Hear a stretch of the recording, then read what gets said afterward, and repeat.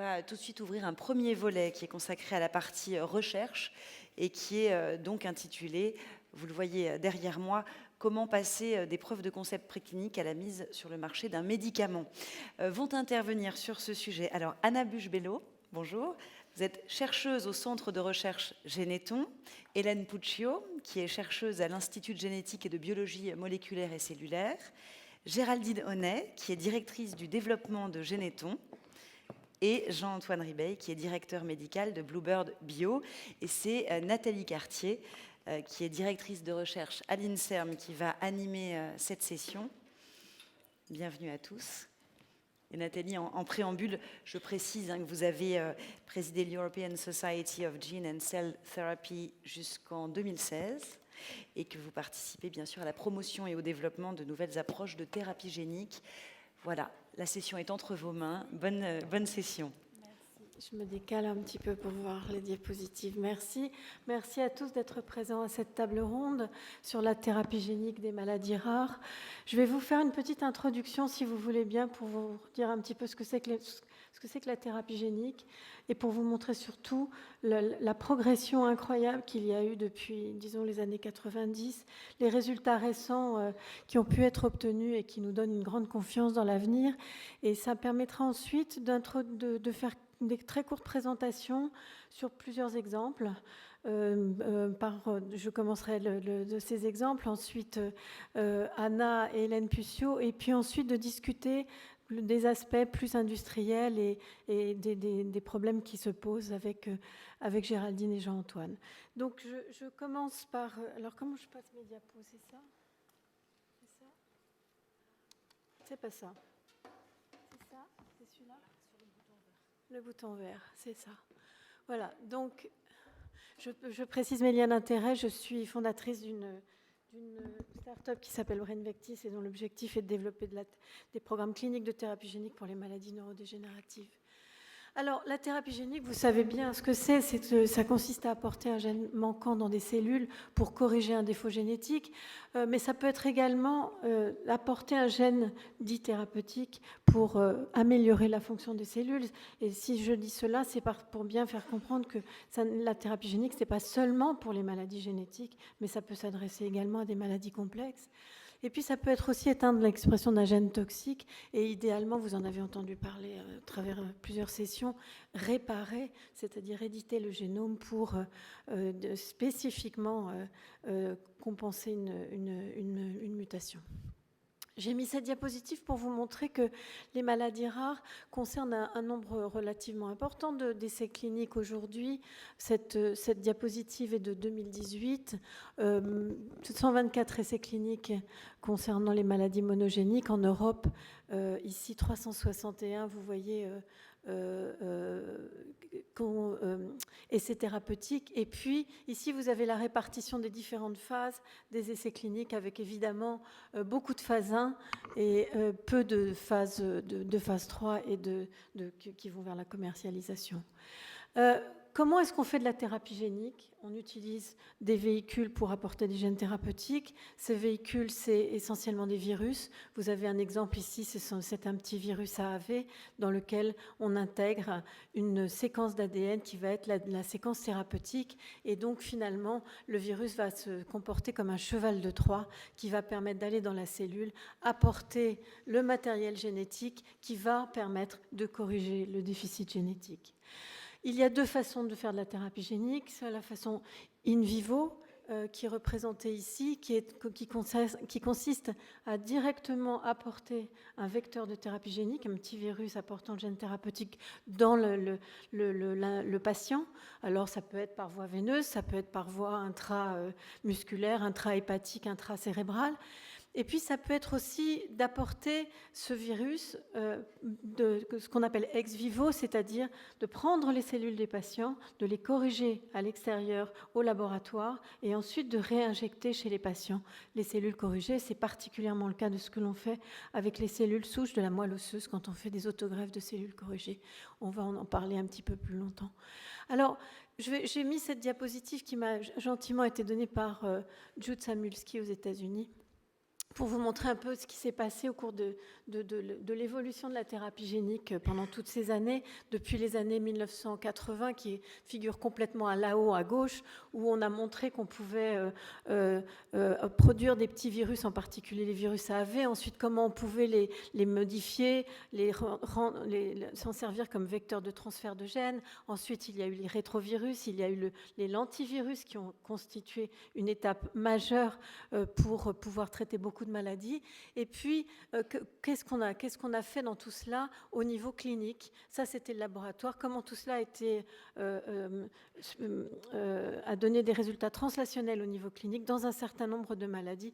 Vous en avez des exemples ici. Et je vais prendre juste quelques exemples avec des vidéos pour vous montrer que tout cela est bien une réalité et que ça s'adresse réellement à traiter des patients atteints de maladies rares. Alors, les tout premiers exemples, ça a été les pathologies de la rétine et les pathologies cérébrales. En particulier, un des premiers essais dans le cerveau, c'était la maladie de Canavan, qui est une maladie de surcharge lysosomale dans laquelle des enfants ont reçu, comme vous voyez sur ces images là-haut, ou bien tout en haut ici à droite, des administrations d'un petit virus AAV porteur de gènes thérapeutiques dans le cerveau et qui ont permis de montrer qu'on pouvait exprimer de façon très prolongée une protéine thérapeutique, que cette technologie n'était pas toxique, n'était pas dangereuse pour les patients et que l'on pouvait, chez certains patients, avoir même une petite efficacité thérapeutique. C'était le tout début, c'était le début des années 2000 et cela a vraiment constitué une étape essentielle pour améliorer les technologies et continuer dans ce sens avec des technologies, des nouveaux virus et des nouvelles voies d'administration.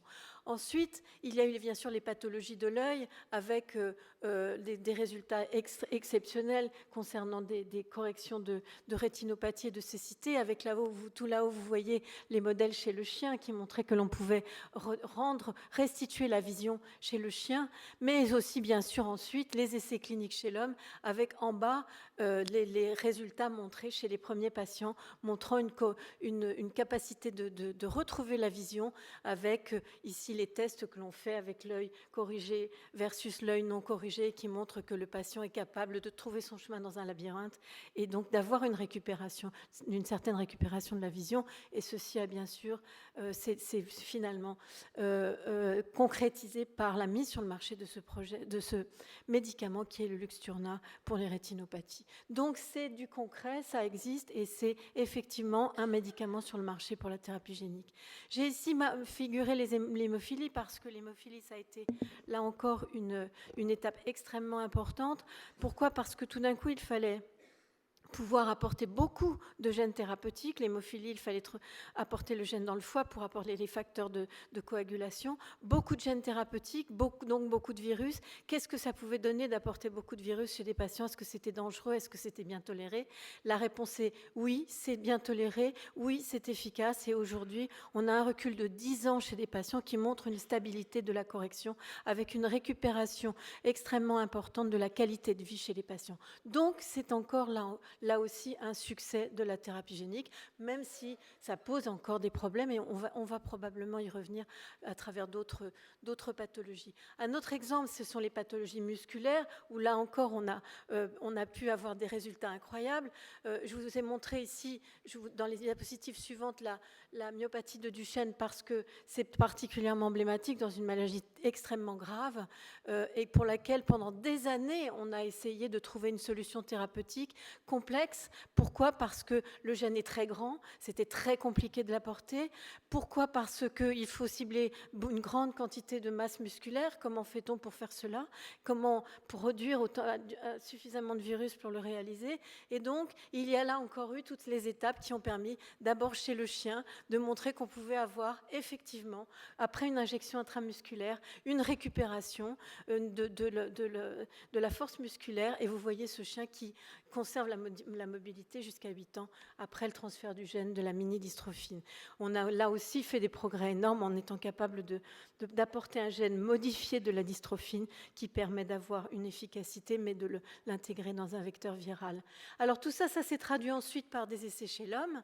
Initialement, Vous voyez dans les années 2010, avec tout d'abord une administration intramusculaire, puis à la fin une administration intraveineuse. Et ici, vous avez ce petit garçon qui a reçu une administration intraveineuse pour la maladie de Duchenne. Et voilà ce petit garçon avant le traitement, avec déjà une atteinte très sérieuse qui vraiment atteint sa qualité de vie de façon majeure, et après le traitement.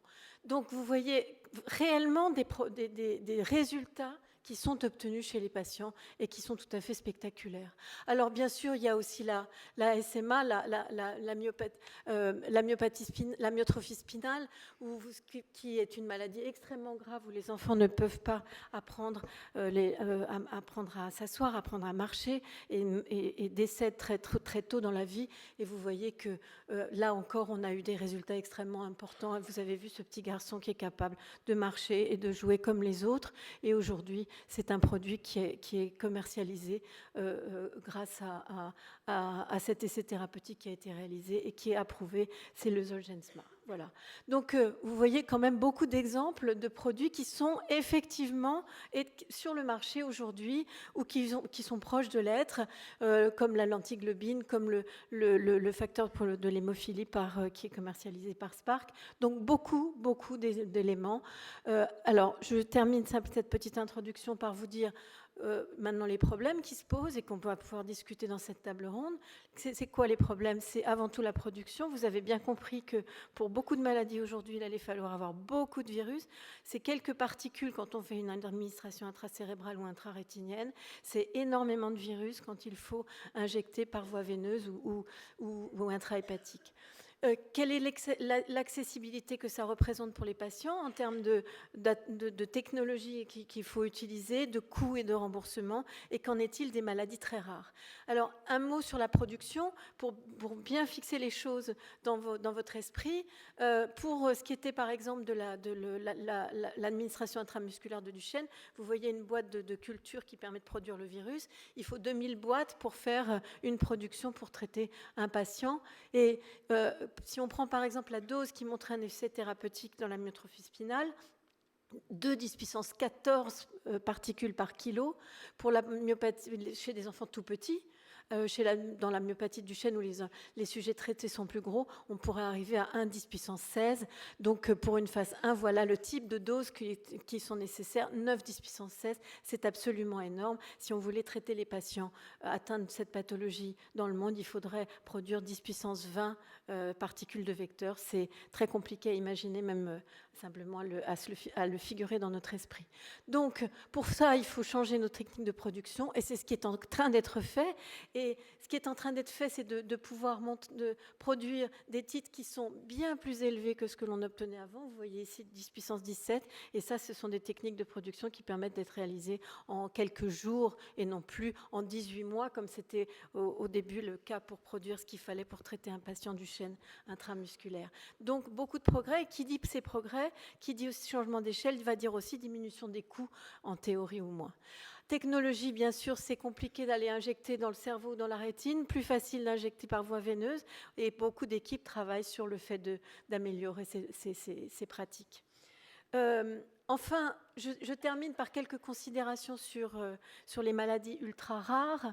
Vous voyez que les maladies rares, donc, et sur le coût, ici, vous voyez que les maladies rares, si on voulait traiter tous les patients atteints de maladies rares dans le monde, c'est-à-dire 40 millions de patients à peu près, hein, c'est une estimation. Si on s'imagine qu'on pouvait traiter tous les patients par thérapie génique, je vous rappelle que la thérapie génique, je ne l'ai pas dit, c'est une seule administration qui est censée permettre un traitement pour toute la vie. Si on traitait tous les patients avec une dose, on va dire, allez, 100 000 €, une dose de thérapie génique, eh bien, vous voyez ce que ça représenterait en termes de masse budgétaire. Ici, c'est une estimation qui avait été faite pour 2022, 216 milliards. Donc, on est face à un problème, évidemment, de coût et d'accessibilité du traitement aux patients. Après, la dernière chose, avant de passer à des exemples concrets de maladies, l'accès pour les maladies très rares. Vous comprenez bien que pour des maladies extrêmement rares où il y a quelques patients, eh bien, ça va être très compliqué de faire tout le développement pour démontrer la preuve de concept et pouvoir développer un produit pour ces quelques patients. Et c'est pourquoi il sera très important, et c'est ce qu'on fait aujourd'hui, d'identifier des mécanismes communs qui vont pouvoir être la cible de stratégies qui vont pouvoir permettre de développer un produit pour plusieurs maladies. J'en donne un exemple ici dans ce que l'on fait pour que vous compreniez. Par exemple, les maladies neurodégénératives concernent pour beaucoup d'entre elles l'accumulation de protéines mal formées, toxiques, qui s'agrègent et qui sont très toxiques pour les neurones et qui finissent par tuer les neurones. C'est le cas de la maladie de Huntington, c'est le cas de la sclérose latérale amyotrophique ou de la maladie d'Alzheimer. Et en réalité, il y a des mécanismes qui concernent l'agrégation de ces protéines sur lesquels on peut agir directement. Car cette agrégation de protéines, elle entraîne tout cet ensemble de conséquences toxiques pour les neurones qui sont communes à toutes ces maladies. Et ce que nous avons fait, c'est développer une cible, je ne vous l'explique pas, ça n'est pas l'objet de la présentation, mais qui permet de diminuer l'agrégation de ces protéines mal formées et par cela normaliser la fonction des neurones.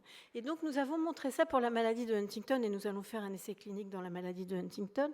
Mais ce que je veux dire aujourd'hui, c'est que par exemple la maladie de Huntington, c'est une maladie, elle fait partie d'une famille de maladies qu'on appelle des maladies à polyglutamine parce qu'il y a une expansion anormale de glutamine dans la protéine qui est mal formée et qui va s'agréger. Mais cette expansion de polyglutamine, elle ne concerne pas que, que la maladie de Huntington, mais d'autres maladies, dont certaines très rares, qu'on appelle les ataxies spinocérébelleuses. Certaines sont extrêmement rares. Vous voyez les agrégats qui sont marqués là-haut. Et en réalité, ce que nous avons montré, c'est qu'on corrige de la même manière ces maladies rares, avec la même cible thérapeutique que celle qu'on développe pour la maladie de Huntington. Donc on pourrait avoir un même produit pour plusieurs maladies rares. Donc voilà où je voulais en venir sur les notions générales que je souhaitais dégager avec vous pour la thérapie génique des maladies rares. Ça permettra d'ouvrir la discussion. Je vous propose de présenter les 3 exemples. Donc je me permets de présenter le premier, ça évitera de faire des changements d'orateur. Quelques diapositives sur l'adrénoleucodystrophie et ce que nous avons fait avant de passer la parole à Anna. Alors, donc, un premier exemple, à nouveau, la question posée dans notre session, c'est comment on passe des preuves de concept jusqu'à la commercialisation. L'exemple que nous avons développé, c'est celui d'une maladie très grave du système nerveux central, qu'on appelle l'adrénoleucodystrophie, et qui donne ce que vous voyez ici, c'est-à-dire cette aggravation, vous voyez le blanc qui augmente de la gauche vers la droite, qui est la démyélinisation dans le cerveau chez des enfants. C'est une maladie qui est liée au chromosome X, c'est des petits garçons. Au début, il n'y a pas de symptômes, et puis à la fin, progressivement s'installent des symptômes très graves jusqu'à un état végétatif et le décès. Et ce que nous avions montré, c'était Patrick Aubourg, dans les années 90, que la greffe de moelle osseuse, lorsqu'elle est réalisée à un stade précoce, permet de stopper la progression de la maladie et donc, non pas de guérir, mais de stabiliser les enfants, donc quand ils sont traités à un stade très précoce. Et quand le gène a été cloné, ce que nous avons fait, c'est proposer qu'on fasse une autogreffe des cellules corrigées pour les enfants qui n'ont pas de donneur pour la greffe, qui n'ont pas de donneur compatible et qui donc ne peuvent pas avoir de traitement. Et j'ai résumé sur cette diapositive le long parcours qui a été le nôtre pour arriver jusqu'à l'essai clinique, puisque c'est la question posée. Vous voyez, le gène a été identifié en 1993. Nous avons commencé avec des rétrovirus classiques, pas très efficaces, jusqu'en 1999. Et ensuite, il y a eu un saut énorme qui a été le fait d'isoler le virus du sida, de montrer qu'il pouvait être utilisé comme un vecteur de transfert de gènes, et qui nous a permis de développer une nouvelle stratégie et de dire on a un bon virus, un bon vecteur qui va permettre de traiter les patients. Mais là, on s'est heurté, vous voyez, 2001. Et entre 2002 et 2006, il a fallu montrer que le virus du sida allait pouvoir être utilisé comme un vecteur de transfert de gènes pour la thérapie génique, faire tous les tests sécuritaires, faire tous les tests de production, etc., pour enfin, en 2006 seulement, avoir l'autorisation de traitement. Donc vous voyez l'ensemble de ce parcours, plutôt que de vous montrer des diapositives de science, je voulais vous fixer les idées sur la longueur de ce que ça représentait. Et finalement, donc c'est ça que nous avons fait, transférer le gène à l'aide du VIH dans les cellules de patients et faire la greffe de ces cellules corrigées. Et nous avons montré que ça marchait dans 4 enfants traités avec cette stratégie. Et grâce à ça, et grâce au concours de de Bluebird Bio qui s'est intéressé au projet et qui a souhaité le développer sur la base de ses résultats thérapeutiques. Eh bien, un essai a été... alors ça, c'est l'efficacité chez les patients. Vous voyez les patients traités à gauche, il n'y a pas de démyélisation, il n'y a pas de blanc, et un enfant qui n'est pas traité, au bout du même temps, vous voyez ce qu'il en est. Alors, donc Bluebird Bio a décidé de développer ce programme et donc a fait une phase 3 avec le même protocole que nous avions utilisé, avec un vecteur un peu amélioré, un processus un peu amélioré. Et la bonne nouvelle, c'est qu'ils ont trouvé exactement les mêmes résultats thérapeutiques que nous avions montrés chez nos 4 patients. Cet essai aujourd'hui est encore en cours, puisque vous voyez, 32 patients sont inclus. Il est pratiquement terminé. Les résultats préliminaires avaient donc été publiés dans le New England Journal of Medicine. Et voilà où nous en sommes grâce à cet essai qui a été développé. Normalement, une commercialisation qui devrait avoir lieu dans l'année prochaine ou l'année d'après, je ne sais pas. Si je termine pour dire que les étapes suivantes, c'est pour nous très important, avoir accès pour tous les enfants atteints à ce traitement, mais c'est aussi ensuite, comme vous le voyez sur cette diapositive, l'idée qu'on peut aller au-delà et se dire, dans une maladie très grave, si on a enfin un traitement qui marche, qui n'est pas toxique, qui est très efficace, eh bien, on peut proposer éventuellement un diagnostic à la naissance.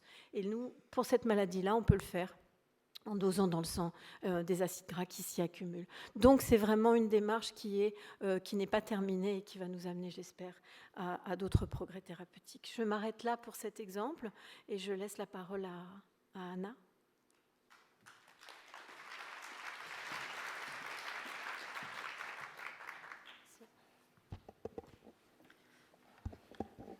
Bonjour.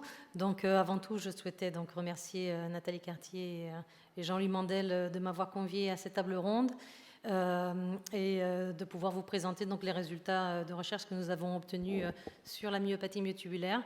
Donc, comme disait Nathalie Cartier, je vais vous présenter quelques diapositives qui montrent un peu l'évolution de ce projet jusqu'à l'essai clinique.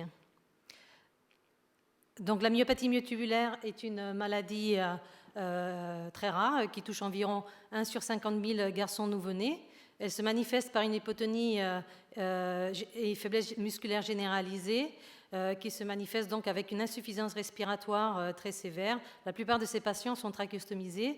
Vous pouvez voir ici, alors laissez-moi voir. Vous pouvez voir ici dans cette image donc une coupe transversale d'une biopsie musculaire où l'on voit l'aspect de ces fibres musculaires qui sont petites, rondes, désorganisées avec des noyaux centralisés. Donc le pronostic des patients est extrêmement sévère avec plus de 50% de décès avant l'âge de 2 ans. Cette maladie est due à des mutations dans le gène MTM1 qui a été identifié en 1996 dans l'équipe de Jean-Louis Mandel par Jocelyn Laporte et qui code pour une protéine qui s'appelle la myotubularine qui est une enzyme, une lipide phosphatase. Il n'existe à ce jour pas de traitement spécifique et donc un besoin médical évident.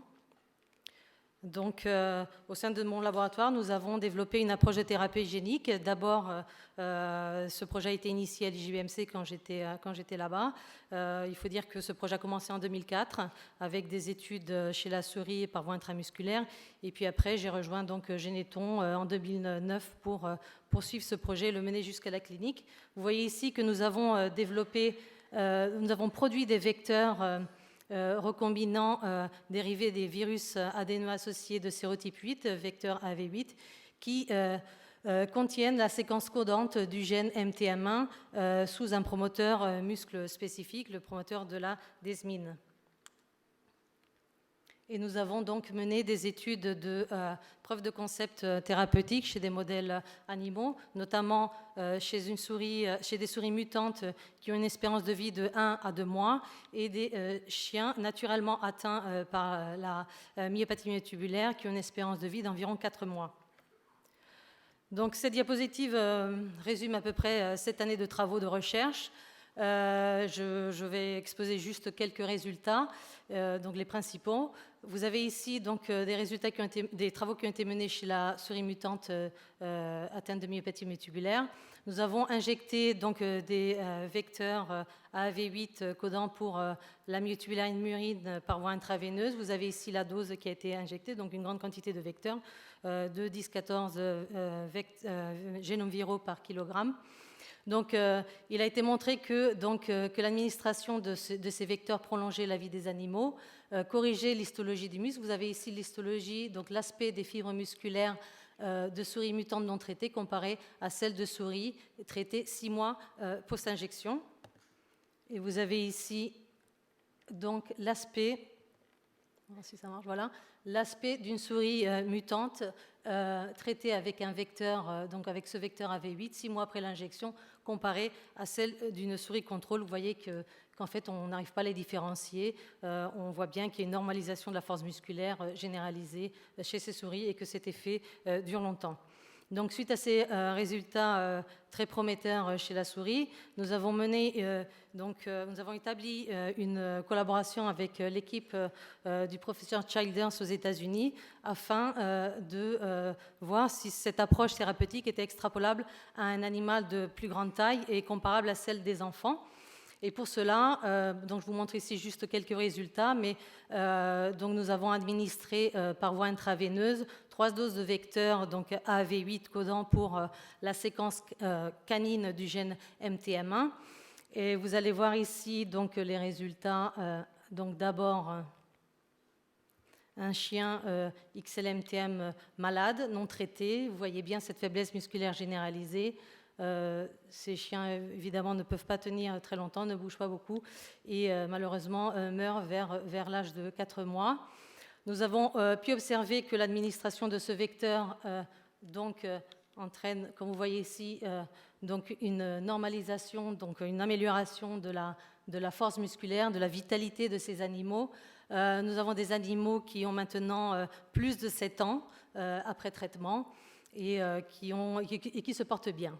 Voilà, donc une normalisation aussi de l'histologie, de la force musculaire. Je ne rentre pas dans les détails, tout ça a été publié donc en 2014 et en 2017. À partir de là, nous avons travaillé donc sur le développement du vecteur pour les patients et en particulier donc nous sommes restés sur le même schéma, un vecteur AAV de sérotype 8, mais qui code pour la séquence du gène humain de MTM1. Et voilà les différentes étapes qui ont été suivies. Donc tout ça représente à peu près, on va dire. Enfin, le projet a commencé en 2009 à Généton, mais donc l'essai clinique, comme vous verrez, a commencé en 2017. Donc ça fait 8 ans de travaux. Le développement du vecteur humain a commencé en 2013. Donc vous voyez que cela a pris plusieurs années. Nous avons aussi décidé de travailler en collaboration avec une société de biotechnologie américaine qui s'appelle Audentes pour pouvoir amener ce produit vers la clinique. Donc, les étapes, comme vous les voyez ici, donc, sont des étapes donc, de sélection du candidat médicament, des études de dose, des études aussi de développement des procédés de bioproduction de ces vecteurs, des études évidemment de toxicologie réglementaire, et puis après la production du lot GMP pour l'essai clinique. Tout ça accompagné évidemment de discussions avec les agences réglementaires aux États-Unis et en Europe. L'essai clinique a démarré en septembre 2017. Donc il s'agit d'un essai clinique mené par la société Audentes Therapeutics. Il s'agit d'un essai clinique international avec des sites aux États-Unis, au Canada et en Europe, y compris en France. Les critères d'inclusion sont indiqués ici. Donc, il s'agit de patients, de garçons de moins de 5 ans, suivis dans le cadre d'une étude qui s'appelle INSEPTUS, qui est une étude d'histoire naturelle prospective de pré-inclusion, porteurs évidemment d'une mutation dans le gène MTM1, et ils sont tous sous assistance respiratoire, et la plupart d'entre eux, jour et nuit, sous ventilation. Donc, il y a 2 cohortes dans cette étude. Une première cohorte avec 6 patients traités à une dose de 1,10-14 génomes viraux par kilogramme et un patient contrôle avec un traitement différé. Une deuxième cohorte avec 6 patients traités à une dose supérieure, donc de 3,10-14 génomes viraux par kilogramme, et aussi un contrôle dans ce groupe. Et donc l'efficacité de ce vecteur a été évaluée par différentes mesures, aussi bien au niveau neuromusculaire, respiratoire ou à partir de biopsies musculaires. Je ne vais pas rentrer dans les détails, mais juste cette diapositive indique un peu les résultats que nous avons obtenus dans le cadre de cet essai clinique. Vous voyez 12 patients traités. Nous avons observé une augmentation de la force musculaire, aussi bien des extrémités que du tronc, une acquisition de fonctions motrices, donc ces enfants peuvent maintenant tenir la tête, rester assis, aussi se retourner en position allongée, des choses que ces enfants non traités ne peuvent pas faire. Une augmentation donc de la vitesse, coordination, précision des mouvements, une amélioration de la capacité à communiquer. Ces enfants peuvent maintenant vocaliser, pleurer, rigoler, des choses qu'évidemment ils ne pouvaient pas faire avant. Une meilleure aussi élimination des sécrétions des voies respiratoires, de la capacité à avaler. La plupart de ces patients se nourrissent par gastrostomie. Nous avons aussi observé, ce qui est très important, c'est une diminution du nombre d'heures sous respiration artificielle. Comme je disais, la plupart des patients inclus avant traitement étaient presque 24 heures sous ventilation. Et ce qui est extrêmement important, c'est que nous avons à présent déjà 7 patients traités qui respirent par eux-mêmes, sans assistance respiratoire, et plusieurs patients se tiennent déjà debout avec appui, et l'un d'entre eux marche déjà tout seul. Voilà, donc quelles sont les perspectives de cette étude, donc de cet essai clinique? Ce qui est envisagé, donc, c'est de faire une extension donc, de la cohorte 2 avec l'inclusion d'autres patients traités à la dose de 3,10,14 génomes viraux par kilogramme, qui est la dose thérapeutique sélectionnée, avec quelques patients aussi contrôles qui seront traités en différé. Et puis, si tout va bien, évidemment, un dépôt de demande d'autorisation de mise sur le marché, probablement courant 2020. Voilà. Merci.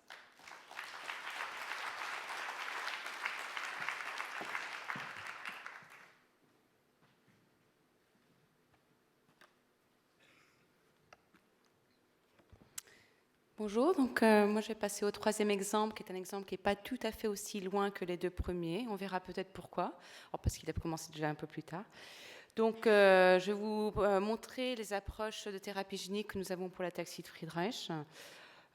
Juste rapidement, mes conflits d'intérêts. Je suis fondatrice scientifique de AV Life qui développe la thérapie génique pour la partie cardiaque, et j'ai une collaboration avec Voyager Therapeutics pour les approches de thérapie génique neurologique. Donc l'ataxie de Friedreich, c'est l'ataxie héréditaire la plus répandue. On a entendu par Nathalie Cartier qu'il y avait donc ces ataxies héréditaires qui étaient très rares. C'est une ataxie autosomique récessive. Elle touche une personne sur 40 000 dans la population caucasienne. Et de façon générale, c'est l'apparition des symptômes avant l'âge de 25 ans, mais c'est très variable. Ça peut commencer à 4 ans, comme ça peut commencer à 15 ou 16 ans. Mais il y a même des patients qui ont une apparition des symptômes à 40 ans ou à 50 ans. Donc très variable comme maladie. C'est une maladie neurodégénérative progressive, avec donc une ataxie spinocérébelleuse et sensitive progressive, donc une atteinte du cervelet, mais aussi une atteinte de la moelle épinière et des ganglions rachidiens postérieurs, donc au niveau neuronal.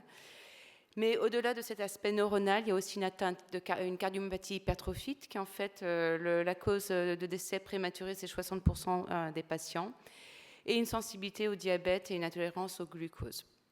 Donc c'est une maladie génétique. Le gène a été identifié en 1996 par l'équipe de Michel Koenig et Massimo Pandolfo.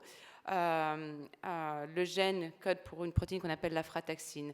C'est une maladie à expansion, mais contrairement à la maladie de Huntington ou les SCA dominantes, comme on a entendu de Nathalie Cartier, cette expansion est dans l'intron du gène, donc c'est une expansion GA qui induit en fait une transcription très basse du gène et donc un taux résiduel de la frataxine. Donc, dans ces patients, il n'y a pas assez de frataxine. La frataxine est une protéine mitochondriale qui est impliquée dans la régulation de la biosynthèse des noyaux à fer soufre, et je ne vais pas rentrer dans les détails. Mais des études depuis l'identification du gène par plusieurs équipes ont permis de montrer que finalement une absence ou une diminution de la frataxine induisait donc un problème au niveau des clusters fer soufre, un problème mitochondrial, un problème de régulation de fer et un problème de stress oxydatif qui allait lier en fait après un dysfonctionnement cellulaire. Et donc tout ceci a permis depuis de nombreuses années de développer des approches thérapeutiques pharmacologiques qui allaient toucher aux différentes voies, y compris des voies très précoces ou qui cherchaient à augmenter le taux de frataxine. En 2012, mon équipe a décidé de développer une approche de thérapie génique. C'était en collaboration avec Nathalie Cartier et Patrick Aubourg. Et la raison pour laquelle on voulait développer une approche de thérapie génique avait plusieurs raisons. D'abord, c'est une maladie autosomique récessive avec un début postnatal et une progression relativement lente. Donc, on s'était dit, ça nous donnait peut-être une voie d'accès relativement large. Il y a un taux résiduel de frataxine chez tous les patients, donc cela veut dire qu'on ne va pas avoir une atteinte immunologique contre la frataxine. La frataxine est une petite protéine qui tenait dans les vecteurs AAV. Et on a fait l'hypothèse qu'on n'avait pas besoin de beaucoup de frataxine pour avoir un effet thérapeutique. Donc nous nous sommes lancés dans les approches de thérapie génique donc en utilisant les virus adéno-associés, les AAV. Ce sont des vecteurs non intégratifs qui sont, donc, comme vous avez pu voir tout au long de ces 2 derniers jours, déjà en clinique chez plusieurs patients, dans plusieurs maladies. Il y a plusieurs sérotypes avec des tropismes différents, et notamment il y a des sérotypes avec des tropismes à la fois au niveau neuronal et pour les cellules cardiaques, ce qui nous intéressait dans l'ataxie de Friedreich, puisqu'on a à la fois une atteinte neuronale et une atteinte cardiaque. Voilà, donc on est parti sur des injections en intraveineux et on a fait la preuve de concept dans la souris. Donc pour les aspects cardiaques en 2013 et 2014 et pour les aspects neurologiques plus récemment en 2017 et 2018. Donc les 2 approches qu'on a voulu prendre, c'est d'abord est-ce qu'on peut prévenir l'apparition des défauts cardiaques et neurologiques en faisant des injections avant l'apparition des symptômes, mais ce qui était beaucoup plus important, c'est est-ce qu'on peut corriger des phénotypes cardiaques et neurologiques. Je vais juste vous montrer 2 vidéos parce que je pense qu'elles parlent pour elles-mêmes. Donc là, vous voyez une souris wild type, non malade, avec le cœur qui bat. Donc c'est des échocardiographies dans les souris. Alors, je vais peut-être relancer la vidéo. Là, c'était une souris malade où on voyait pratiquement plus rien. Et c'est une souris malade une semaine après traitement. Et on peut vous revoir. Alors, je ne sais pas si je peux remettre la vidéo ou pas. Donc voilà, qu'on peut voir que le traitement, au bout d'une semaine, avait un effet déjà en post-symptomatique. Et on a pu montrer qu'on pouvait corriger 50% des cellules. C'était suffisant pour avoir une correction complète du phénotype dans la souris. Et ça, c'est important. On a aussi, voilà, ça relance, donc vous voyez le cœur normal qui bat, le cœur qui bat pas très bien chez une souris malade. Et on va voir ici apparaître la souris qui est traitée avec un cœur qui bat pratiquement tout à fait normal. On a fait la même chose au niveau neuronal et de nouveau je vais vous montrer 2 souris. Une souris non traitée ici, vous voyez qu'elle a la peine à marcher sur cette barre. Et la souris traitée, donc une semaine après traitement, c'est sa petite sœur et vous voyez qu'elle va beaucoup mieux. Elle n'est pas complètement bien, mais elle va beaucoup mieux. Donc ces preuves de concept dans la souris, donc là on peut les voir en graphe, nous ont permis de montrer qu'on pouvait corriger, donc quand les souris sont déjà atteintes, on pouvait corriger l'aspect cardiaque de la maladie relativement rapidement et donc permettre la survie de la souris. Et au niveau neurologique, vous voyez, donc après un traitement, quand elles sont déjà atteintes, on arrivait à maintenir et on arrive même à prolonger la vie des souris. Donc on a des souris qui ont vécu l'âge normal d'une souris de plus de 2 ans. Alors tout ceci montre que c'est un bon espoir, en tout cas dans la souris. Alors il y a toujours cette question, est-ce que l'ataxie de Friedreich est un bon candidat pour la thérapie génique? Moi je pense que oui, c'est une maladie monogénique. La frataxine est suffisamment petite pour entrer dans les vecteurs. Les patients ont tous un peu de frataxine dans leur corps, donc a priori on va avoir moins de risque de réponse immunitaire. Et on n'a pas besoin de traiter, ou a priori pas tous les tissus, puisqu'a priori c'est surtout les neurones et les muscles cardiaques. Par contre, comme toutes les autres maladies, il y a des risques de réaction immunitaire contre le virus. Contrairement à d'autres maladies, la frataxine doit aller dans la mitochondrie, donc c'est encore quelque part dans la cellule. Donc voilà, la frataxine n'est pas sécrétée, donc elle ne peut pas passer d'une cellule à l'autre, donc il faut vraiment traiter toutes les cellules ou la majorité des cellules. Et certains tissus sont très difficiles à atteindre. Par exemple, dans le cervelet, c'est le noyau dentelé qui est un noyau très profond au niveau du cervelet, donc on ne peut pas juste aller injecter directement dans le noyau dentelé. Alors, il y a depuis notre première présentation en 2014 de la preuve de concept dans la souris, où il n'y avait personne qui travaillait sur la thérapie génique dans l'ataxie de Friedreich. Vous voyez là un bond énorme, il y a beaucoup de gens qui s'y intéressent et beaucoup de pharma, des petits et des gros. Alors, la question, c'est toujours, que nous pose les questions, c'est pourquoi pas encore en clinique Donc, je vous ai listé quelques nombres de questions, mais je pense que c'est des questions qu'on peut avoir pour beaucoup d'autres maladies, qui sont encore à résoudre ou qui sont en cours de résolution par différents laboratoires, que ce soit le mien, d'autres de laboratoires académiques et aussi avec les laboratoires privés. Donc, quelle quantité de frataxine? Est-ce que trop de frataxine est dangereux? On a des données, nous, dans la souris, qui montrent qu'on n'a pas besoin de beaucoup de frataxine pour corriger, mais si on met trop de frataxine, c'est toxique. Donc ça, c'est vraiment important. Il faut vraiment pouvoir bien réguler la frataxine.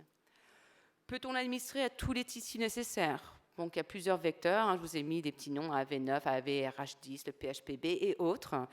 Est-ce que ces vecteurs sont suffisants pour atteindre tous les tissus? Quel pourcentage de neurones? Je vous ai dit, on sait qu'à peu près 50% dans la souris des cellules cardiaques, mais quel pourcentage de neurones on doit corriger pour avoir un effet? Les grandes questions sont comment administrer le vecteur. Est-ce qu'on fait une injection intracérébro-ventriculaire pour essayer d'atteindre le noyau dentelé? Ça veut dire aussi beaucoup moins de vecteurs, un peu l'exemple que Nathalie prenait dans l'œil, voilà, on a besoin de moins de vecteurs. Est-ce qu'on fait une injection intratécale? Dans ce cas-là, on atteint juste plutôt la moelle épinière, peut-être pas le noyau dentelé. Ou est-ce qu'on fait intraveineux avec l'idée d'atteindre à la fois tout ce qui est neuronal et cardiaque? Et tout ça pose de nouveau la question de comment produire le vecteur médicament en grande quantité. Donc Nathalie a largement développé ça. Voilà, c'est des enfants, des jeunes adolescents, des jeunes adultes qui sont entre 15 et 50 kilos. Ce n'est pas les mêmes doses que pour les enfants SMA ou MTM. Donc je pense que voilà, ça c'est une grande question et un grand problème. Et il y a eu beaucoup d'efforts, je pense, pour développer les processus, pour développer ces médicaments en grande quantité. Voilà, et puis la dernière question dans Friedreich, c'est comment évaluer la distribution et l'effet thérapeutique. Donc ça, c'est quelque chose vraiment où on coince beaucoup dans Friedreich, parce que ce sont des petites cohortes avec des maladies très hétérogènes, lentement progressives. Donc quel groupe de patients? Quels sont les critères cliniques pour mesurer la réussite de l'administration de la drogue? Et ça, c'est vraiment les choses qui sont en cours de développement. Donc sur ce, voilà, je veux juste remercier l'équipe et tous les financeurs et merci pour votre attention.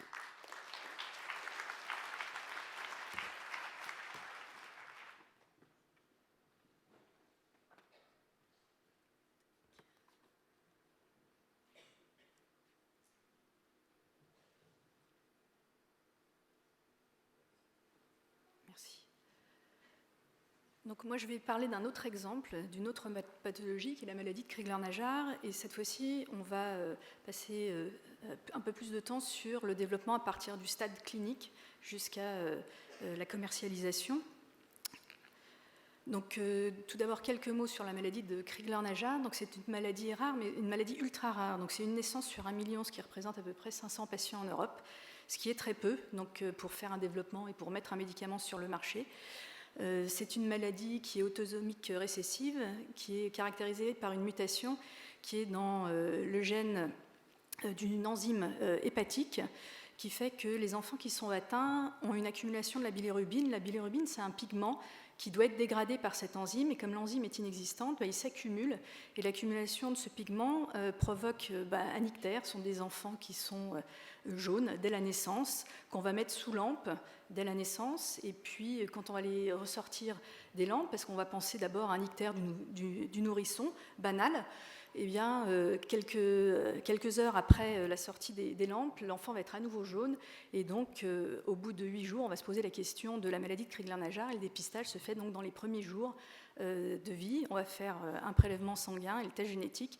Et 1 mois après la naissance, on a le diagnostic de maladie de Crigler-Najjar. Et à partir de ce moment-là, il y a des risques qui sont très élevés liés à cette accumulation de bilirubine. Il y a des risques au niveau cérébral avec une accumulation et des atteintes neurologiques sévères qui peuvent aller jusqu'au décès. Donc à partir de ce diagnostic, ce sont des enfants qui vont avoir besoin d'être traités par photothérapie. Donc ils vont avoir besoin d'une photothérapie quotidienne. Donc, quand ils arrivent à l'adolescence, à l'âge adulte, c'est 10 à 12 heures de photothérapie par jour. Donc, je dis bien quotidien, c'est tous les jours. Donc, c'est des enfants qui vont dormir sous lampe. C'est pour ça que vous avez la photo. Hop, c'est pas dans ce sens, c'est pas ça. Ah, il y en a deux. Donc la petite photo, vous voyez, donc les enfants dorment sous lampe tout le temps, tous les jours.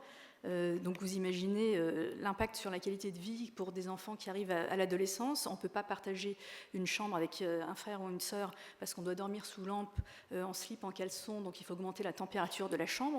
On ne peut pas se mettre sous les couvertures.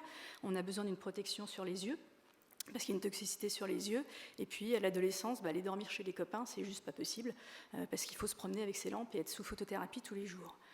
Par contre, pour cette pathologie, on a quand même un traitement curatif, qui est la transplantation hépatique. Mais il faut trouver des donneurs pour faire une transplantation hépatique, et puis ça ne marche pas très bien, il n'y a pas une efficacité à 100% du tout. Et puis la transplantation hépatique, c'est un geste qui est très lourd, et ça veut dire aussi des traitements immunosuppresseurs très, très lourds à vie, avec des risques de rejet aussi, et donc une perte d'efficacité de la transplantation au cours des années. Donc, comme dans les exemples précédents, donc, il y a eu une construction tout d'abord d'un vecteur de thérapie génique à partir d'un vecteur AAV. Et cette fois-ci, on ciblait le foie. Donc, c'est un organe qui est plus simple à cibler parce que les vecteurs AAV ont quand même une tendance, de toute façon, à aller directement dans le foie. Donc, comme dans les autres pathologies qu'on a vues précédemment, il y a eu des études précliniques qui ont été réalisées dans différents modèles, le modèle souris ou le modèle rat de la maladie de Crigler-Najjar. Et quand on administrait ce vecteur de thérapie génique à ces souris ou à ces rats, on voyait qu'il était possible de traiter la maladie de Crigler-Najjar et de passer d'un stade sévère à un stade modéré, parce qu'il faut savoir qu'on n'a pas besoin de revenir à un taux complètement normal de bilirubine pour éviter les effets toxiques. Donc une diminution même moyenne du taux de bilirubine suffit pour éviter la toxicité neurologique sévère et le décès. Et en plus, donc on s'est rendu compte qu'en corrigeant juste 5% d'activité de cette enzyme, on arrivait à corriger ce phénotype. Donc on n'a pas besoin de corriger 100% de l'expression de l'activité de cette enzyme. Donc ce qui en fait un très bon modèle pour la thérapie génique. Ensuite, après les études précliniques dans le modèle animal, il y a eu une étude de toxicologie réglementaire qui a été réalisée. Donc la table de toxicologie réglementaire, elle est obligatoire pour tous les produits. Avant de passer chez l'homme, on doit faire cette étude sur des animaux sains pour lesquels on va tester des fortes quantités de vecteurs, jusqu'à 10 fois la dose qu'on pense administrer à l'homme pour avoir une marge de sécurité suffisante avant de passer chez l'homme. Cette étape est obligatoire et fait partie du dossier de soumission pour la demande d'autorisation d'essais cliniques. Donc encore une fois, cette étape a été réalisée et ça n'a démontré aucune toxicité du produit, ce qui a permis de passer à l'essai clinique. Mais je vous ai dit en introduction, c'est une maladie ultra rare. Donc la première question qu'on s'est posée, c'est mais est-ce qu'on va avoir suffisamment de patients pour faire un essai clinique, suffisamment de patients pour démontrer l'efficacité de ce produit ? Donc en même temps, en parallèle de l'étude de toxicologie, on a fait une étude de présélection des patients, c'est-à-dire qu'on a fait une étude observationnelle dans 4 pays en Europe, et ça nous a quand même permis d'identifier 49 patients. Donc on a été surpris parce qu'on pensait qu'il y avait moins de patients, donc on a identifié 49 patients.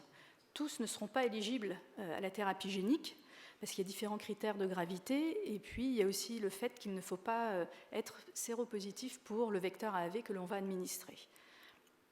Donc en parallèle de ces développements précliniques toxicologiques, on a initié très tôt aussi le développement du protocole de l'essai clinique en tant que tel, de thérapie génique, parce qu'il est très important de définir les doses, ça on les définit grâce aux études précliniques, mais aussi de définir quel est l'objectif principal, qu'est-ce qu'on veut atteindre comme efficacité, qu'est-ce qu'on a besoin de démontrer comme efficacité pour en faire un médicament et pouvoir le mettre sur le marché, pour que les autorités, quand on a un essai clinique qui est terminé, aient un résultat positif, qu'est-ce qu'on va bien choisir comme critère principal de jugement.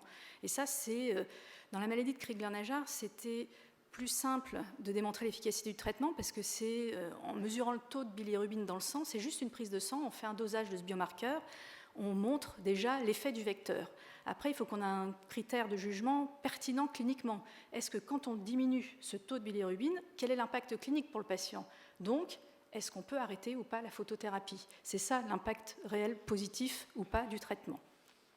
Donc on a eu beaucoup de discussions avec les experts, les cliniciens, avec les associations de patients qui sont même venus avec nous en avis scientifique auprès de l'Agence européenne du médicament pour défendre le design du protocole. Donc ça, c'est très important d'impliquer aussi, ça fait l'objet de discussions hier lors de différentes tables rondes, mais d'impliquer les patients dans l'élaboration même du protocole. Qu'est-ce qui est pertinent cliniquement pour les patients? Qu'est-ce qui va changer la vie des patients grâce au traitement? Donc ça, on a beaucoup travaillé en amont. On est allé valider ce protocole au niveau de l'Agence européenne du médicament. Et donc voilà cette slide juste pour vous montrer un design d'essai clinique. Donc classiquement, dans les essais cliniques, on a les escalades de doses. Donc on commence à une dose efficace, puisqu'on est en thérapie génique.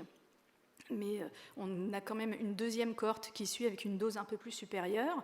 Donc on va commencer par une première dose dans la cohorte 1 où on traite 3 patients à la première dose.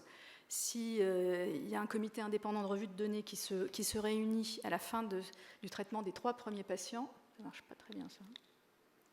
Je ne sais pas si vous voyez, moi je ne vois pas. Bon, le DSMB, c'est le Data Safety Monitoring Board. Donc c'est un comité indépendant de revue des données qui va statuer sur l'efficacité et la non-toxicité du produit, qui va autoriser la montée de la dose. Donc ensuite, on passe, si on a un feu vert de ce DSMB, à la deuxième dose, dans la cohorte 2, où on refait 3 patients, et on réunit une nouvelle fois ce comité indépendant de revue de données pour statuer sur quelle dose on choisit pour inclure cette fois-ci un plus grand nombre de patients à la forte dose, donc là 11 patients. Et on inclut cette fois-ci une population plus large. Donc vous voyez que pour cette pathologie, on a fait aussi, vous avez une période d'observation avant le traitement. Donc l'idée c'est d'inclure tous les patients dès le début de l'étude et de suivre les patients pour connaître leur histoire naturelle de la maladie, leur évolution sans traitement avant de comparer après traitement. Donc tous les patients sont suivis au moins 12 semaines sans traitement avant d'être traités. Ça sert de groupe contrôle, chaque patient est son propre contrôle, ce qui évite d'avoir par exemple un groupe placebo dans cette étude. C'est ce qu'on a validé, ce design a été validé avec l'Agence européenne du médicament. Donc on a fait 2 doses, et en termes de sécurité aussi, on a commencé par les adultes. Donc les 6 premiers patients des 2 doses sont des adultes, avant de passer à la cohorte 3, la dose sélectionnée, où là on enrôle cette fois-ci les enfants en plus des adultes. Donc dans la dernière cohorte, on a des adultes et des enfants. Et donc l'objectif principal qu'on a discuté, qui a été validé, c'est l'arrêt de la photothérapie 16 semaines après l'injection de thérapie génique. Cette slide, c'est juste pour vous résumer les points clés du développement d'un médicament de thérapie génique pour une maladie ultra rare. Donc, comme je vous le disais, on a eu les études précliniques, les premières flèches en bleu. En dessous, c'est écrit tout petit, c'est mieux. Le développement, donc on a parlé de la production aussi. La production d'un vecteur de thérapie génique, c'est clé.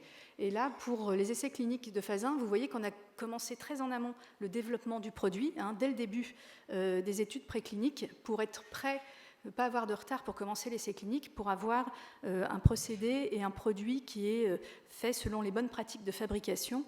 Donc la partie production, le développement du procédé de production se fait très tôt en amont, surtout dans les maladies ultra rares, où on ne va pas avoir plusieurs essais cliniques. Il n'y a pas assez de patients, donc on fera un seul essai clinique. Donc il faut qu'on ait un produit qui soit déjà clairement défini avant d'aller chez le patient, parce qu'on ne pourra plus modifier le produit après, si on veut aller à l'enregistrement, si on veut le mettre sur le marché. Donc vous voyez que, de même, la validation du procédé de production est exactement en parallèle de l'essai clinique, ce qui est peu fréquent en général quand on veut mettre un médicament sur le marché. On attend d'avoir des résultats d'efficacité pour investir et valider un procédé de production pour mettre dans un dossier d'AMM. Là, comme on a un seul essai clinique, il faut tout faire en parallèle, ce qui explique aussi que ce sont des montants considérables qu'il faut lever, des fonds importants qu'il faut mettre dans ces projets pour des maladies ultra rares, et que souvent, faute de financement, on va aussi créer des sociétés aux États-Unis et qui vont aider à participer au développement de certains produits, comme on l'a vu pour la myopathie myotubulaire. Nous, on a eu la chance d'avoir un financement de l'Europe. On a un H2020 qui nous a aidés en grande partie sur ce projet. Donc, ensuite, après cette étude clinique, cette étude elle est en cours aujourd'hui, on recrute les patients, on est en train de les traiter, mais va se poser la question ensuite de l'autorisation de mise sur le marché. Donc à la fin de l'essai clinique, si les résultats sont positifs avec le design d'essai clinique que je vous ai présenté, l'Agence européenne du médicament a d'ores et déjà dit que si les résultats étaient positifs, il fallait aller les voir et déposer un dossier d'autorisation de mise sur le marché et qu'il pourrait donc se prononcer favorablement avec des résultats positifs pour une AMM conditionnelle.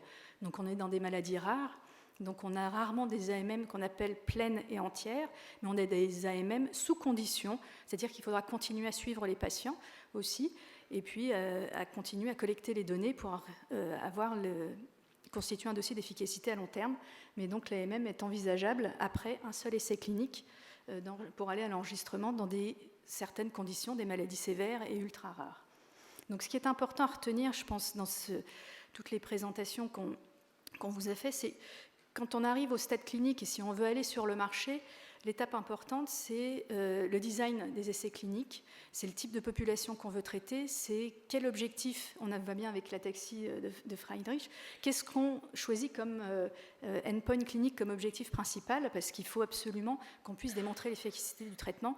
Toutes ces questions sont très importantes et elles sont vraiment à se poser très précocement pendant le développement préclinique et à valider. Je vous ai mis en haut en gris le chemin un petit peu réglementaire. Donc, ce chemin réglementaire, c'est pareil, il faut le commencer dès les études précliniques. Bon, la désignation du médicament orphelin, c'est un dossier relativement facile à faire et ça permet d'avoir des avantages au niveau de l'Agence européenne du médicament pour avoir des interactions avec eux.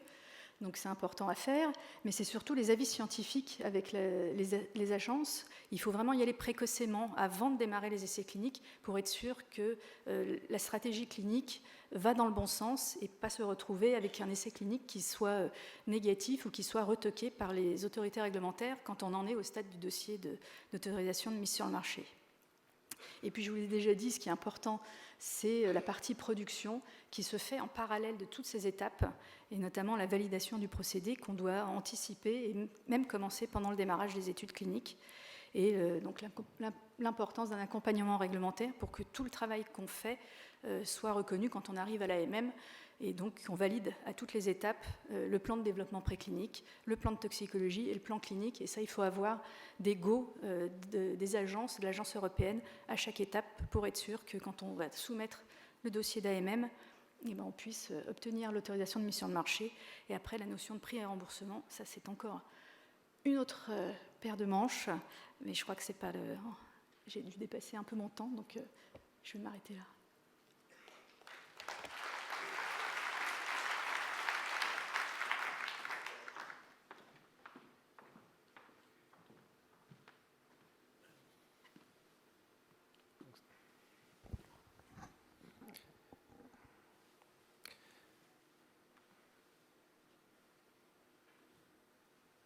Très bien.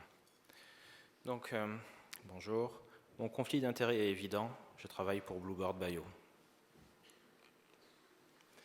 Et je vais vous raconter l'histoire de la thérapie génique dans les maladies de l'hémoglobine et l'histoire de Bluebird Bio.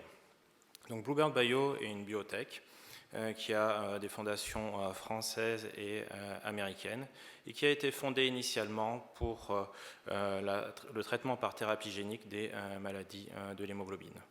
Donc les maladies de l'hémoglobine, en fait, je vais parler donc de la drépanocytose et de la bêta-thalassémie, donc c'est les maladies de la chaîne bêta de l'hémoglobine.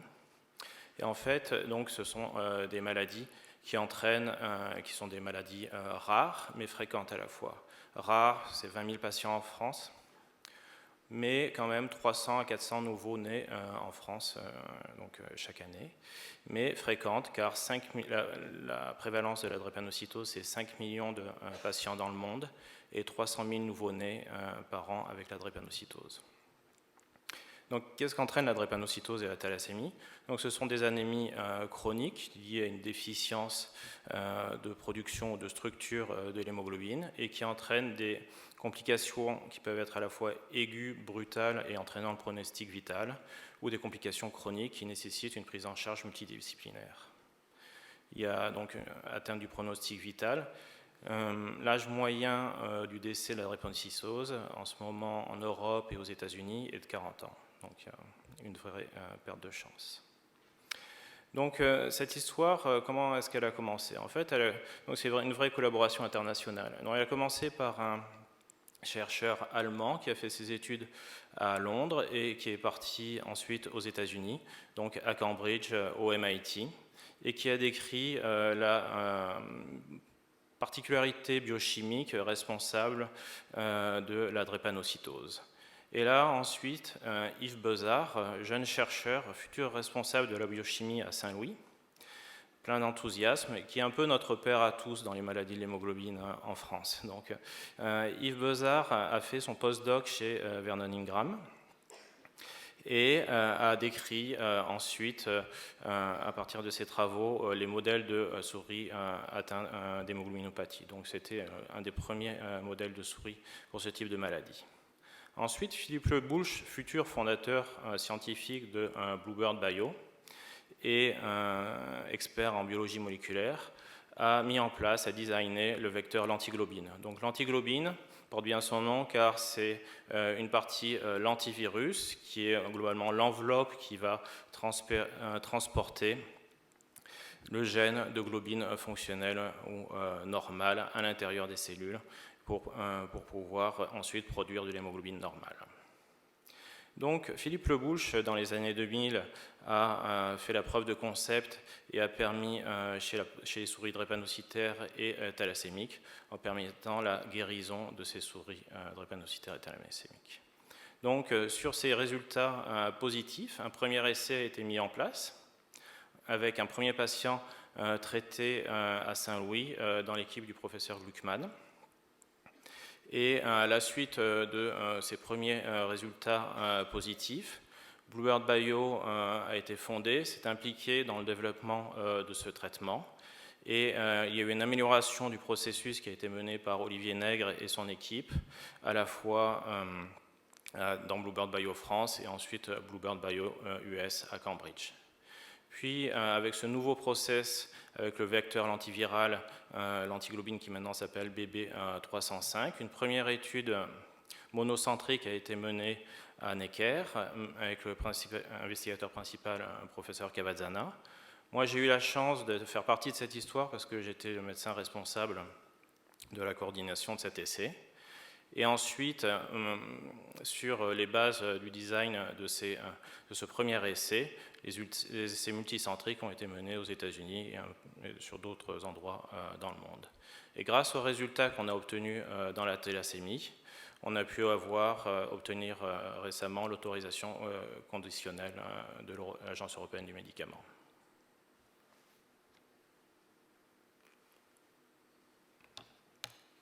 Donc, qu'est-ce que l'on fait?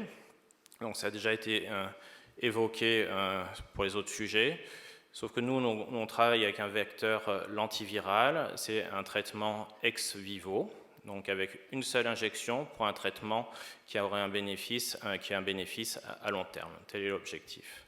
Donc, tout d'abord, on récupère les cellules souches des patients par mobilisation des cellules souches, par mobilisation des cellules de la moelle osseuse. Donc on collecte ces cellules souches, après elles sont envoyées dans un laboratoire centralisé. On sélectionne, on purifie ces cellules souches, puis on les met en contact avec le vecteur l'antiviral qui contient le gène de la bêta-globine fonctionnelle. Ainsi, les cellules souches intègrent le vecteur de bêta-globine fonctionnelle et on obtient ce qu'on appelle donc le drug product ou le produit de thérapie génique. Une fois qu'on a suffisamment de cellules souches transformées, le patient est hospitalisé pour avoir une chimiothérapie myéloablative. Puis, à l'issue de cette chimiothérapie, la transplantation en elle-même a lieu. Cette transplantation, en fait, est juste une perfusion de quelques millilitres de cellules souches pendant quelques minutes. Et les cellules souches, en fait, se relocalisent au niveau de la moelle osseuse qui a été détruite initialement par la chimiothérapie. Donc, il y a une relocalisation de ces cellules souches transformées et qui peuvent proliférer, reconstituer la moelle osseuse et à la fin produire des globules rouges fonctionnels et qui contiennent l'hémoglobine bêta-87Q qui est dérivée du vecteur l'antiviral BB305. Ensuite, on suit les patients pendant, bien sûr, plusieurs mois et plusieurs années. Voilà, j'ai terminé, j'ai fait 5 minutes. On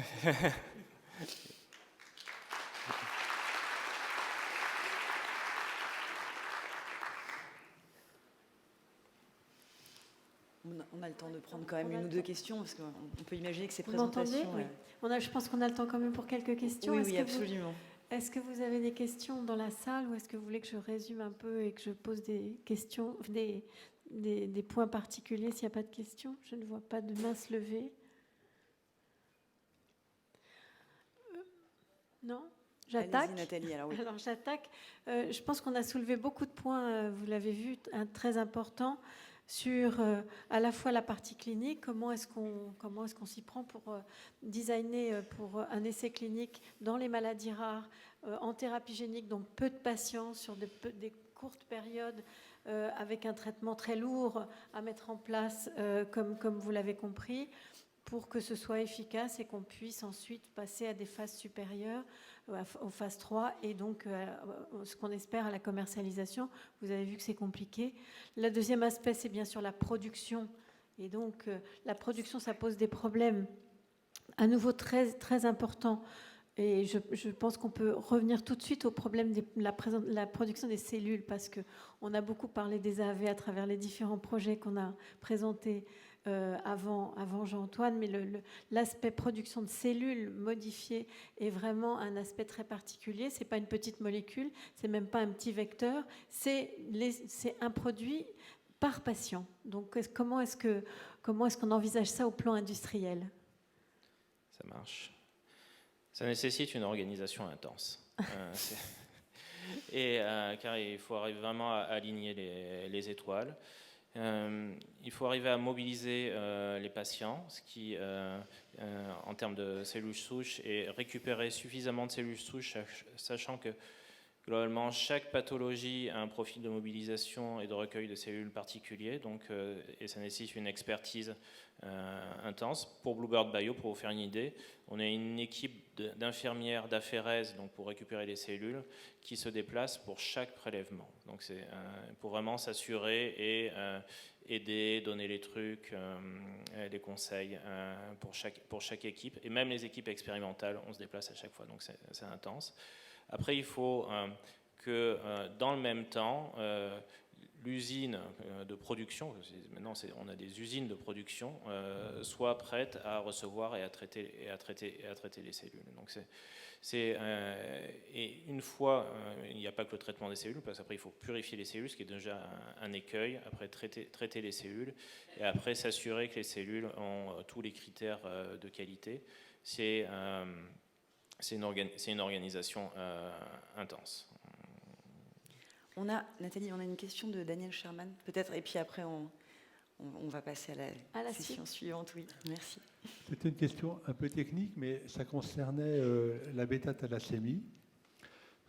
Parce que ce matin, on a eu des très belles présentations sur le génome editing, ou le base editing, qui permettrait a priori de corriger certaines mutations ponctuelles, comme dans la bêta-thalassémie. Avec le gène in situ au niveau du chromosome, donc avec toutes les régulations, les promoteurs, les enhancers, etc.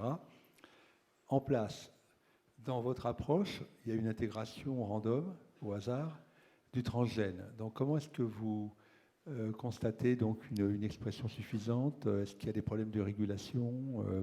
Est-ce qu'il y a des problèmes de mosaïcisme en termes de quantité de protéines exprimées par cellule? Alors, donc il y a plusieurs questions sur cette question.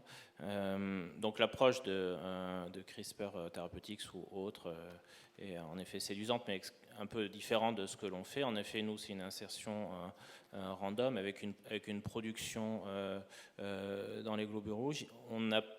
On n'a pas d'excès de production d'hémoglobine par globule rouge, parce qu'en fait, le globule rouge a un système très bien fait, on ne sait pas comment ça marche d'ailleurs, mais en fait, il y a un arrêt de production d'hémoglobine à une certaine concentration d'hémoglobine. Donc il n'y a pas ce problème d'hyperviscosité. Jusqu'à présent, après, on pourrait produire trop de globules rouges, mais en fait, il y a une régulation qui est très fine au niveau de l'érythropoïèse, quand on a un certain niveau de production de globules rouges. Il y a une régulation négative de la production au niveau de la moelle osseuse, car s'il n'y avait pas ce problème de réduction négative, de régulation négative, n'importe quel homme serait en hyperviscosité, comme dans la maladie de Vaquez, par exemple, où il y a une altération de cette régulation négative. Donc en fait, grâce à tous ces phénomènes de régulation physiologique qui sont déjà en place, on n'a pas ces problèmes d'overproduction qui pourraient éventuellement être problématiques en effet. C'était un peu technique comme réponse, mais c'est un sujet que j'adore. Et les problèmes de sous-production? Des problèmes de sous-production. Actuellement, dans la bêta-thalassémie, et c'est pourquoi on a eu l'autorisation conditionnelle par l'EMA, on a une très grande majorité de patients qui sont dits transfusion indépendants, c'est-à-dire qui ont plus de 9 grammes par décilitre, ce qui est de façon constante, qui transforme complètement leur vie. C'est vraiment un traitement transformatif. Du fait de la constance du taux d'hémoglobine au-delà de 9 grammes par décilitre. Et donc certains patients nécessitent encore une transfusion, mais avec un taux qui est nettement réduit par rapport, ou significativement réduit par rapport à ce qu'ils avaient besoin. Donc plutôt des résultats positifs. Merci. Merci à tous. Merci beaucoup.